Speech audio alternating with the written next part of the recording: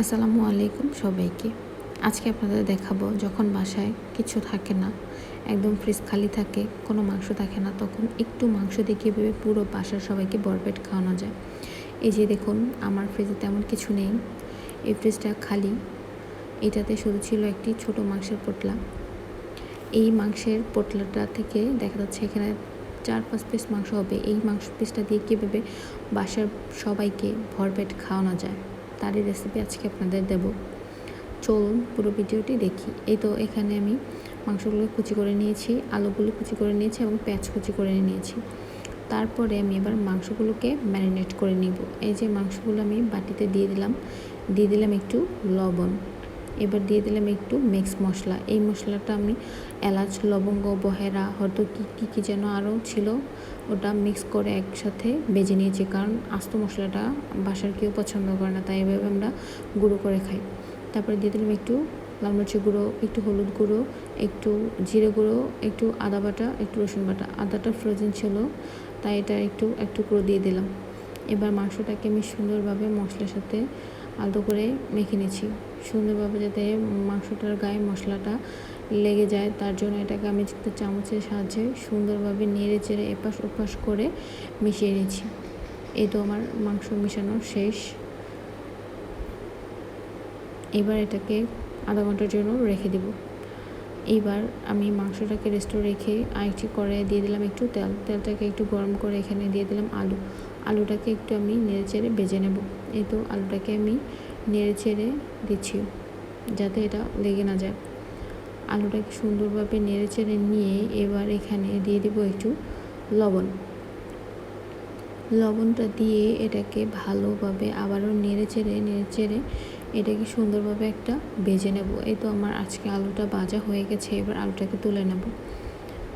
আলুটাকে তুলে নিয়ে এবার প্যানে আমি আরেকটু তেল দিয়ে এবার মাংসটাকে ভেজে নেব। ম্যারিনেট করা মাংসটাকে প্রায় আধা ঘন্টা পর আমি এবার ভেজে নিচ্ছি। আপনাদের হাতে সময় থাকলে আপনারা আধা ঘন্টা রেখে নেবেন, নাহলে 10-20 মিনিট রাখলেই হবে। এই তো মাংসটাকে ভেজে নেওয়া হয়ে গেছে। এবার মাংসটাকে তুলে নেব। মাংসটা তুলে নিয়ে এবার সেই কড়াইটাতে আমি আর একটু তেল দিয়ে দিলাম। তেলটাকে গরম করে এখানে দিয়ে দিলাম একটু পেঁয়াজ কুচি, একটু মরিচটা দিয়েছি। কাঁচা মরিচ দিলে তরকারিতে একটা অন্যরকম স্মেল আসে। পেঁয়াজটাকে একটু ভালোভাবে ভেজে নিয়ে এবার দিয়ে দিলাম এখানে রসুন বাটা এবং আদা বাটা। রসুন বাটা এবং আদা বাটাটা দিয়ে পেঁয়াজটাকে একটু নেড়ে নিচ্ছি, কারণ সাইড থেকে আমার পেঁয়াজটা একটু পুড়ে যাচ্ছিলো, তাই এটাকে একটু ভালোভাবে নেড়ে চেড়ে নিচ্ছি যাতে পেঁয়াজটা একটু ব্যালেন্সে আসে, মাঝখানে চলে আসে। বেশি পুড়ে যাচ্ছিলো তাই আমি একটু পানি দিয়ে দিলাম। এবার পানি দিয়ে দিলাম একটু শুকনো মরিচ, তারপরে দিয়ে দিলাম একটু হলুদ গুঁড়ো, একটু শুকনো মরিচ ছিল না, গুঁড়া মরিচ ছিল। তারপর দিয়ে দিলাম একটু হলুদ গুঁড়ো। এবার মশলাটাকে কষিয়ে দিয়ে দিলাম ওই মিক্সড মশলাটা, যেটাতে ছিল এলাচ, লবঙ্গ, সব কিছু, দারচিনি। ওইটা দিয়ে মশলাটাকে নেড়ে চেড়ে কষিয়ে এবার দিয়ে দিব আজকের আমার ভেজে রাখা মাংস এবং আলুগুলো। এই মাংস এবং আলুগুলোকে ভালোভাবে আমি মশলার সাথে মিশিয়ে নিচ্ছি। এই তো দেখতেই পাচ্ছেন আলু এবং মাংসটাকে খুব ভালোভাবে মিশিয়ে নিচ্ছি নেড়ে চেড়ে। এটাকে আবার কতক্ষণ কড়াইতে রেখে সুন্দরভাবে নেড়ে চেড়ে জাল দিয়ে এই তো একদম ভাজা করে নিয়েছি। চাইলে এটাও খাওয়া যাবে যদি কেউ চান, তবে আমার পাশে একটু হালকা ঝোল গ্রেভি পছন্দ করে সবাই। স্পেশালি আমার হাজব্যান্ড একটু গ্রেভি পছন্দ করে, তাই তার জন্য একটু ঝোল দিয়ে দিলাম এবং আলুগুলোকে সেদ্ধ হওয়ার জন্য একটু জল দিয়ে আমি ঢাকনা দিয়ে দিলাম। এই তো দেখুন, ঢাকনা দিয়ে দেওয়ার পর জলটা অনেকটা শুকিয়ে একটা সুন্দর কালার চলে এসছে। এই তো এবার বুনো হয়ে গেছে।